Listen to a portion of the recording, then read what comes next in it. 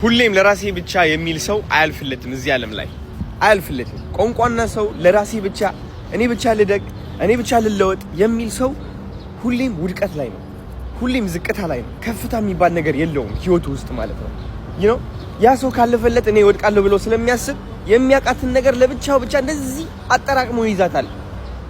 ህይወት ደግሞ እንደዛ አይደለችም። እውነቴን ነው የምላችሁ። አንዳንዶቻችሁ መስጠት መማር አለባችሁ። መስጠት ደግሞ በገንዘብ ብቻ አይደለም። ባይዘወይ መስጠት በምክር አለ። በምክር ትሰጣለህ። ከዛ ደግሞ በይውህና ትሰጣለህ። በፍቅር መልክ ትሰጣለህ።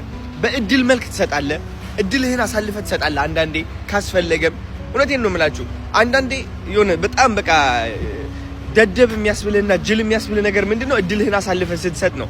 ግን ደግሞ ያ እድል ያንተ እንዳልሆነ ካወቅ ወይም ደግሞ ካንተ በላይ ያ ሰው እንደሚገባው እግዚአብሔር እየነገረህ እያለ አውቀህ የዛ ሰው እድል የምታኮላሽበት ከሆነ አንተ ላይክ የሆነ ፍርሃት ላይ ነህ ማለት ነው። ጎዶልነት ላይ ነህ ማለት ነው። አያልፍልኝም ላይ ነህ ማለት ነው። እግዚአብሔር እያየኝ አይደለም ብለህ እያመንክና እያሰብክ ነው ማለት ነው። ሁሌም ደግሞ ማወቅ ያለብን እግዚአብሔር ለኛ ብሎ ያስቀመጠው ነገር አለ። ለኔ ተብሎ የተቀመጠልኝ ትልቅ ነገር አለ የሚል እምነት ካለን ለመስጠት አንሳሳም፣ አንፈራም።